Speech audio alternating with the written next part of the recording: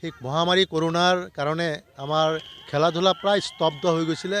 অকল অসমতে নহয়, সমগ্ৰ বিশ্বত খেলা ধূলাৰ পৰিৱেশ স্তব্ধ হৈ গৈছে। টকিঅ' অলিম্পিকৰ দৰে অলিম্পিক পিছুৱাই দিয়া হৈছে।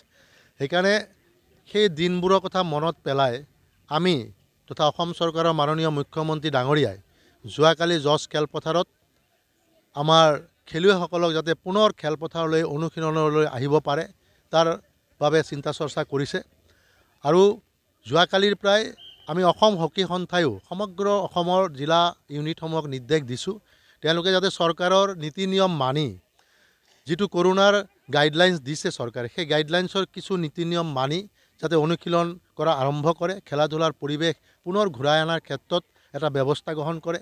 আৰু শেহতীয়াকৈ আমি অসম হকীৰ যিটো প্ৰাণ কেন্দ্ৰ বুলি ক'ব লাগিব মিছা অঞ্চল, আৰু এই মিছা অঞ্চলৰ যিটো এক্সেলেঞ্চি একাডেমি কাম কাজ ইয়াত চলি থাকে। আৰু আমি অসম হকী সন্থাই তেখেতক নিৰ্দেশ দিলোঁ যে যোৱাকালিৰ পৰাই আপোনালোকে অনুশীলনৰ প্ৰস্তুতি আৰম্ভ কৰক। আৰু মিছাৰ এই হকীৰ খেলুৱৈসকলে সেই কাম আৰম্ভ কৰিলে। আৰম্ভ কৰি তেওঁলোকে যোৱাকালিৰ পৰা এটা কম্পিটিশ্যন আকাৰে এখন কম্পিটিশ্যনৰ আয়োজন কৰিলে।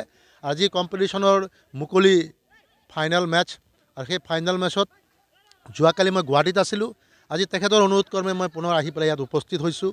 আৰু আহি ভাল লাগিছে যে কণ কণ ল'ৰা ছোৱালীসকলৰ যিটো মনোবল, যিটো শক্তি, আৰু এই শক্তি আৰু মনোবলে মই নাভাবোঁ যে কৰোণাই তেওঁলোকক আগুৰি ধৰিব পাৰিব। যিহেতুকে কৰোণাই হৈছে এনেকুৱা এটা বেমাৰ, ডিজিজ, যিটোৱে সহজ সৰল মানুহক সোনকালে আঁকোৱালি ল'ব পাৰে। আৰু আমাৰ খেলুৱৈসকলৰ মনোবল আৰু যিটো শক্তি, আমি নাভাবোঁ খেলুৱৈসকলে চৰকাৰৰ নিয়ম নীতি মানি চলি যদি প্ৰশিক্ষণ কৰি থাকে নিশ্চয় এই খেলা ধূলাৰ ক্ষেত্ৰত কিছু প্ৰভাৱ নপৰিব। আৰু এই ক্ষেত্ৰত আমি অসম হকী সন্থাই সদায় লক্ষ্য ৰাখিম যাতে আমাৰ খেলুৱৈসকলে যাতে কোনো ধৰণৰ অসুবিধাৰ সন্মুখীন নহয়। আৰু যদি অসুবিধাৰ সন্মুখীন হয় লগে লগে যাতে আমালৈ যোগাযোগ কৰে। এই ক্ষেত্ৰত আমি উচ্চ পৰ্যায়ৰ কিছু সিদ্ধান্ত ল'ম যে কিদৰে আৰু বিজ্ঞানসন্মতভাৱে কৰোণাৰ ডিষ্টেঞ্চ মেইনটেইন বা চেনিটাইজাৰ আদিৰ পদ্ধতিও অৱলম্বন কৰি হ'লেও আমি অনুশীলন কণ্টিনিউটি